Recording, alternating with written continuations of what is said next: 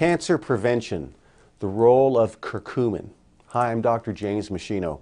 You know, there are many natural agents that we hear about that, show evidence that they might reduce the risk of cancer, because they look good in animal studies or in experimental studies. But very few have been tested in human clinical trials. One of the exceptions to the rule is curcumin. It has been tested in humans. And the reason they chose to test it is because it showed such impressive anti-cancer properties in the experimental and animal studies that we had that we had to look at it closely. Now, curcumin has many anti-cancer properties. We say it's multimodal because it affects cancer risk on so many different levels. I'll give you some examples. In about 40% of breast cancer cases, many cases of prostate cancer and colon cancer, the person is somewhat genetically prone to the disease because they overexpress these receptors on the cell surface. They're called epidermal growth factor receptors. And if you overexpress, they have too many of them, then they sort of bump into each other and they send a signal to the cell and they cause the cell to divide way too fast. When cells divide too fast, they make more genetic mistakes. There's a greater risk cancer will show up. So if you could silence those receptors so they didn't fire so much, the cell replication rate would be slower, the risk of cancer would be lower. Curcumin is one of the agents that's been proven to actually help silence those receptors, toning them down so the cell division rate is slower. That's the primary reason they tested it in the study I'm going to mention in a moment.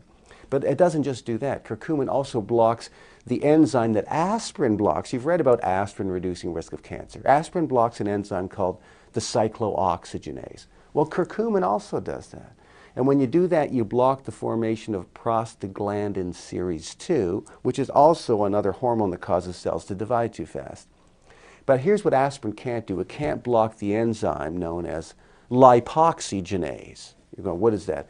It also converts one of the essential fats into a prostaglandin that causes cells to divide too quickly.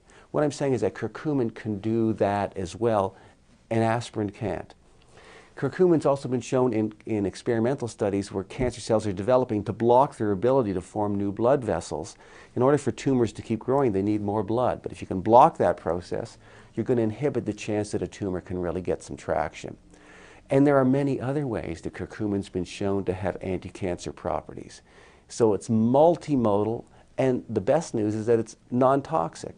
So they tested it in a human study with really high-risk patients.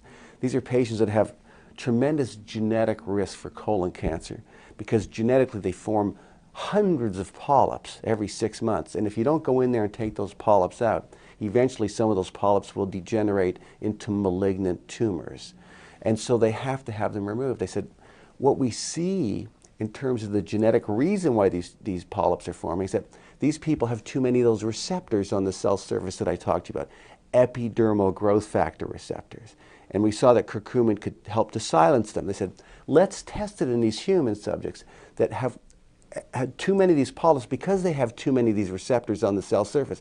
Can we silence them enough to decrease the number of polyps and shrink the size of the polyps and make them look less malignant?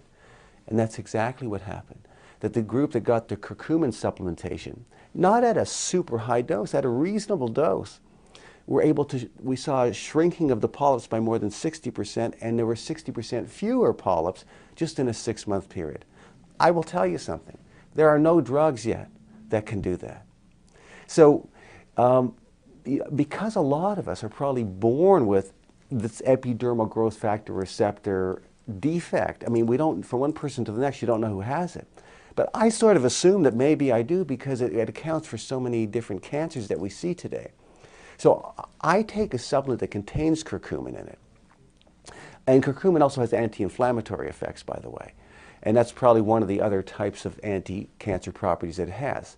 But I take curcumin in a combination with curcumin and boswellia, white willow bark extract, and ginger. Why? Because all 4 of them work together to have anti-inflammatory effects. When you reduce inflammation, you usually reduce the risk cancer will start. And those other herbs also have some anti-cancer properties by blocking the buildup of the prostaglandin hormones, similar to the way that aspirin works, but without the toxicity that aspirin has. You don't have the GI side effects and the liver and kidney damage.